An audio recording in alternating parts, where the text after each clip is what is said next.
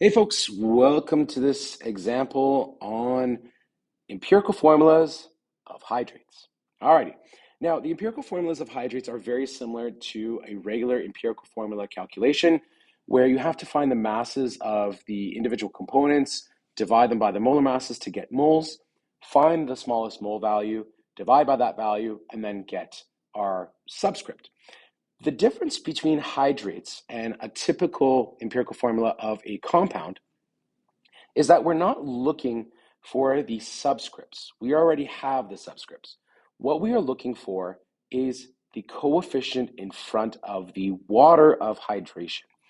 So we're going to do things a little bit differently, and let's take a look at an example to see what that looks like. So here we are provided with a question that says a 15.67 gram sample of hydrated magnesium carbonate was heated to drive off the water without decomposing the sample.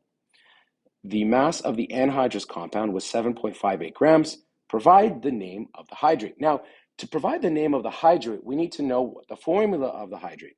And so that's really what we're trying to get to. We're trying to get to the formula of this hydrate.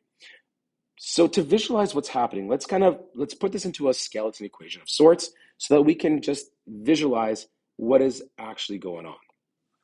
So first things first, we need to create our formula, magnesium and carbonate. So magnesium is Mg with a charge of 2 plus, carbonate is CO3 with a charge of 2 minus cross, and we are going to get MgCO3. Now, it's not telling us if it's dihydrate, pentahydrate, heptahydrate. It's just telling us a hydrated magnesium carbonate. So we don't know what that coefficient in front of that water is. And this is essentially what we are looking for in this question.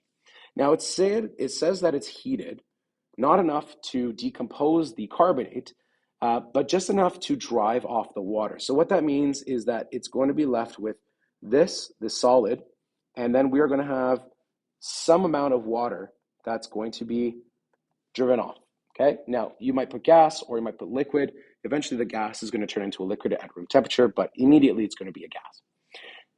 Okay, let's look at the question. Now it says that we have a sample of 15.67 grams of this, and then when it's heated, the anhydrous compound, so the anhydrous compound is this ionic compound that doesn't have any water attached to it anymore, is going to be 7.58 grams. How much water is actually driven off? Now, this is a very simple calculation because we know that the law of conservation of mass states that mass cannot be created nor destroyed. It's conserved. So if we start off with a sample of 15.67 grams, then our products together must equal 15.67 grams. So that allows us to very easily calculate how much water was actually driven off. So 15.67 grams minus our 7.58 grams of our anhydrous compound is going to give us the mass of water that was driven off. And that, in this case, is going to be 8.09 grams of H2O driven off. Awesome. Now we have everything needed to start our empirical formula. So again, what we're looking for is the coefficient in front of this H2O. And so that also means we're looking for this coefficient in front of the magnesium carbonate. We're not looking for subscripts here because we have all the subscripts in our different formulas. We are looking for coefficients. So what we're going to do is instead of break apart all the individual atoms to find the empirical formula, we want to find the coefficients of our individual components. So we're going to break them up into our individual components, MgCO3 and H2O. All right. Now remember, when we start off with empirical formulas, we were traditionally given percentages that we converted into masses by assuming 100 grams. If you don't remember how to do that, you can click on the video that looks at empirical formulas. Let's take a look at how we do this here. We don't have any percentages, but we do have the masses of each component. We saw that right here. Here's the mass of the magnesium carbonate, and we calculated the mass of our water component. So let's take a look at that. We have 7.58 grams of this magnesium carbonate, and we have 8.09 grams of this water. We're there. The next step of an empirical formula is converting these masses into moles by using their molar masses. So we're going to have to calculate those. And remember that grams goes on the bottom, moles goes on the top, so we can cancel out grams. Now remember how to calculate the molar mass of magnesium carbonate. Essentially, it is just magnesium plus carbon plus 3 times oxygens, because there's a subscript of 3. And if we look at a periodic table, we find the masses there and we add them all together. What we get is 84.32 grams per mole. And for water, it's going to be 18.02 grams per mole. This allows us to cancel out our grams and be left with moles in each case. And so if we do calculate this through, we will get 0.089895636 mole of magnesium carbonate.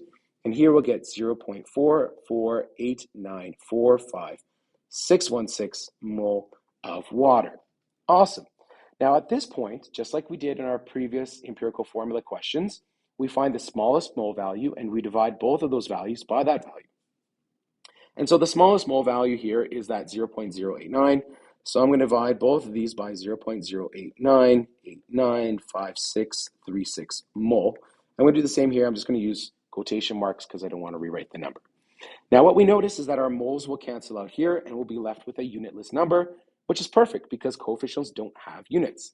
And so in this particular case, that number divided by itself is going to be 1. And when we divide that number, the 0.44 by the 0.089, here we will get 4.9940757, which again, if you look in the previous videos, we know that we can round this up to a whole number of 5. And perfect, we found our coefficients, that 1 and the 5. Now remember that 1 relates to the magnesium carbonate and the 5 relates to the water. So our empirical formula is going to be 1 magnesium carbonate dot 5 H2O. Now we know we never write the 1s in as coefficients, so this will be just rewritten as MgCO3 dot 5 H2O. Perfect, we found our empirical formula. The question is asking us for the name of this. We already know the name of the MgCO3. This is going to be called magnesium carbonate. And we know that the 5 is penta, so this is going to be pentahydrate. And there you go. That's it. I hope you found that helpful. Please watch the other videos relating to empirical or molecular formula, either of hydrates or of regular ones. Please like and subscribe. There's only about 5% of people that watch these videos that are actually subscribed to the channel, so that would really, really help. And thanks very much for watching. We'll see you on the next one.